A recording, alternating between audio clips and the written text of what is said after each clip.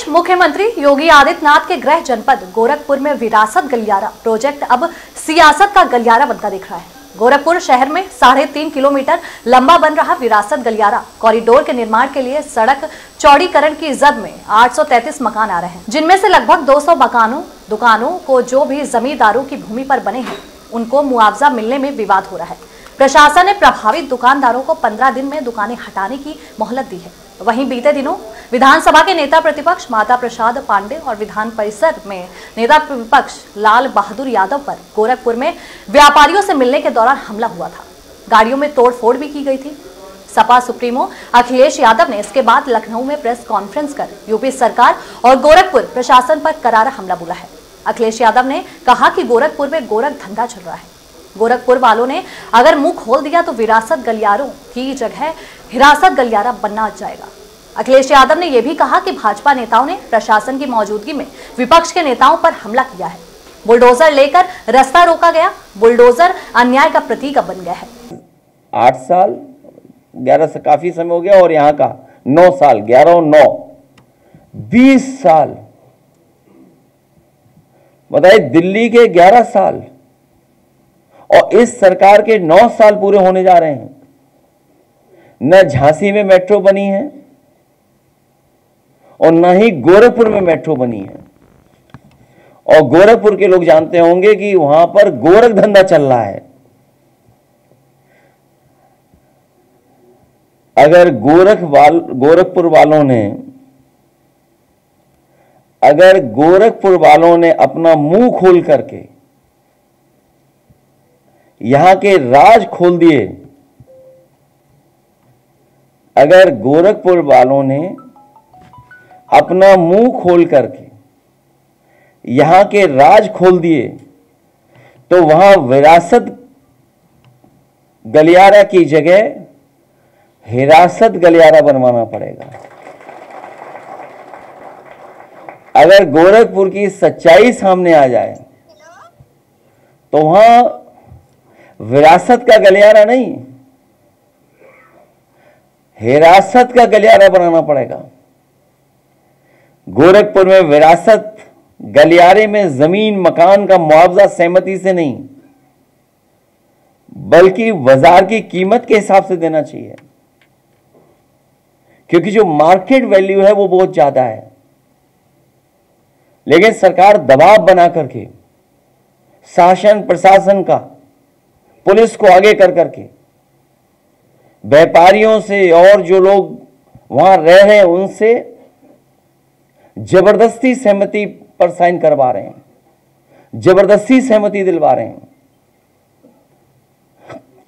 सरकार अपना डर दिखा करके कि उन्हें मुआवजा न ज्यादा देना पड़ जाए तो सहमति के पत्र जारी करवा रहे हैं, सहमति करवा रहे हैं उनसे। हमारी मांग है कि उन्हें सहमति से नहीं, दबाव बना करके नहीं, डरा करके नहीं, धमका करके नहीं, बल्कि बाजार की कीमत के हिसाब से उन्हें मुआवजा देना चाहिए। सबको मालूम है जब खुद की जमीन का मामला था तो यहां बहुत सारे हमारे जागरूक पत्रकार हैं, सब जानते हैं कि जब उनकी खुद की जमीन का मामला था तो अधिकतम संभव मूल्य पर मुआवजा वसूला गया और जमीन देने के नाम पर तथाकथित दयावान बनने की वाहवाही भी लूटी गई थी। जिस समय उन्होंने अपनी जमीन का यही नहीं, अखिलेश यादव ने भाजपा पर बड़ा आरोप लगाते हुए कहा कि कॉरिडोर के नाम पर भाजपाई लूट तंत्र हावी है। उन्होंने कहा कि गोरखपुर में ही गोरख धंधा नहीं चल रहा है बल्कि पूरे प्रदेश में यह तंत्र हावी है। उन्होंने यह भी कहा कि सपा कार्यालय से 800 मीटर दूर जमीन पर एक तंत्र सक्रिय है जो लोगों से दबाव बनाकर जमीन लेता है। उन्होंने मुख्यमंत्री पर निशाना साधते हुए कहा कि उन्हें नाक के नीचे गोरख धंधा नहीं दिखाई दे रहा है। आया होगा।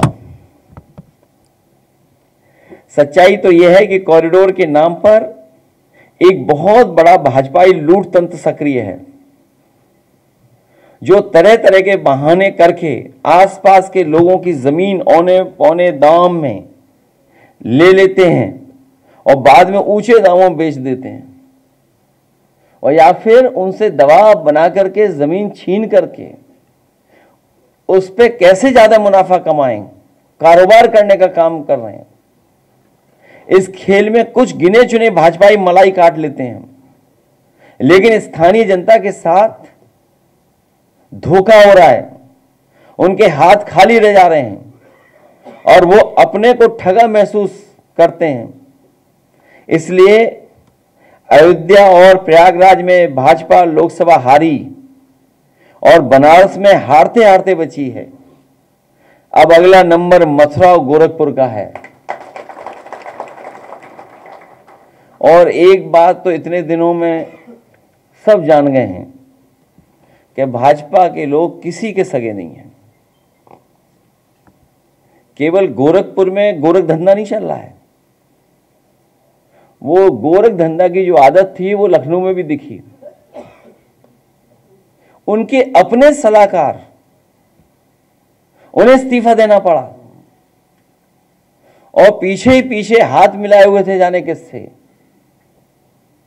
आखिरकार जिनसे हाथ मिलाया हुआ था वो भारत देश में कि भारत देश छोड़ के चले गए। वो भी